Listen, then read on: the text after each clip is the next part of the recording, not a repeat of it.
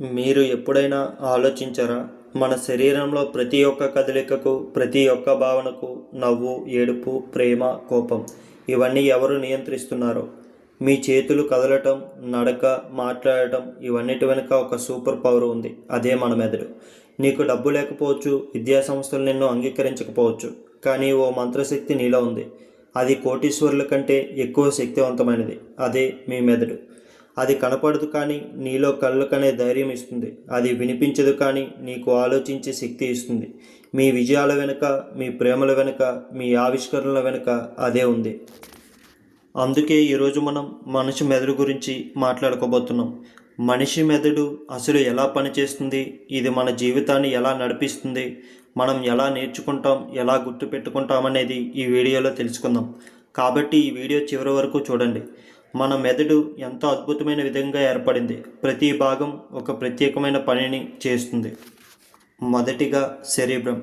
ఇది మన మెదడులో 85% భాగాన్ని ఆక్రమించి ఉంటుంది. ఇది ఆలోచించే భాగం. మన మజిల్స్ని నియంత్రిస్తుంది. మనం నడవటం, ఆడటం, నేర్చుకోవటం ఇవన్నీ దీనివల్ల జరుగుతాయి.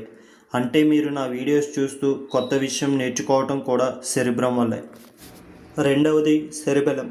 ఇది చిన్నదైనా మన శరీరానికి ఎంతో అవసరం. మన బ్యాలెన్స్ చూసేది ఇదే. ఇది లేకపోతే మనం ఏది చేయాలన్నా సాధ్యం కాదు. మూడవది బ్రెయిన్ స్టెమ్. ఇది స్పైనల్ కార్డ్తో కలిసి పనిచేస్తుంది. మన శరీరంలో మనకు తెలియకుండానే జరిగే పనులు, అంటే మన శ్వాస, గుండె స్పందన, జీర్ణక్రియ ఇవన్నీ బ్రెయిన్ స్టెమ్ వల్లే జరుగుతాయి. నాలుగవది అమగ్దల. ఇది బాదం ఆకారంలో ఉంటుంది. ఇది మన భావోద్వేగాలను, మన ప్రాణరక్షణ, స్పందనలను, జ్ఞాపకాలను నిలుపుకోవడం ఇవన్నీ నిర్వహిస్తుంది. ఇది చిన్నదైన బాధ్యతలు మాత్రం పెద్దవే. మీకు తెలుసా, మన మెదడు 12 నుంచి 25 వాట్స్ విద్యుత్ ఉత్పత్తి చేస్తుంది. ఇది చిన్న ఎల్ఈడి బల్బు వెలిగించగలిగినంత విద్యుత్.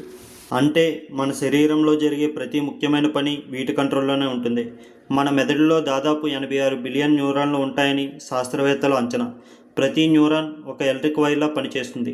ఈ న్యూరాన్లు ఒకదానికొకటి సినాప్స్ అనే చోట కలుస్తాయి. వీటి సిగ్నల్స్ ఒక న్యూరాన్ నుండి మరొక న్యూరాన్కి వెళ్ళడానికి న్యూరో ట్రాన్స్మిటర్లు అనే రసాయనిక పదార్థాలను ఉపయోగిస్తాయి. ఉదాహరణకి మీరు ఏదైనా ఒక వేడి వస్తువును తాకినప్పుడు మీరు వెంటనే వెనక్కి వస్తారు. ఇదంతా దీని కారణంగానే జరుగుతుంది.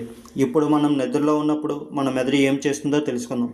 చాలామంది నిద్రలో మెదడు విశ్రాంతి తీసుకుంటుంది అనుకుంటారు, కానీ నిజానికి నిద్రలో మెదడు చాలా బిజీగా ఉంటుంది. మీరు రోజు పొడవునా చూసిన, విన్న, నేర్చుకున్న విషయాలను మెదడు స్టోర్ చేస్తుంది. అందుకే పరీక్షకు ముందు నిద్ర చాలా అవసరం. మీరు నిద్రపోతున్న మీ మెదడుకు మీకు ఫ్యూచర్లో హెల్ప్ చేసే విధంగా మెమొరీలు స్టోర్ చేస్తుంది. మన మెదడు ఎప్పుడు ఆరోగ్యంగా ఉండాలంటే వ్యాయామం చేయాలి. కేవలం శరీరానికి కాకుండా మన మెదడుకు కూడా వ్యాయామం చేయాలి. అది ఎలా అంటే పజిల్స్, బ్రెయిన్ గేమ్స్ వంటివి ఆడండి. హెల్దీగా ఆహారం తీసుకోండి. ఉదాహరణకి డ్రై ఫ్రూట్స్, ఆకుకూరల వంటివి తింటూ రోజు 8 గంటల పాటు నిద్రపోండి.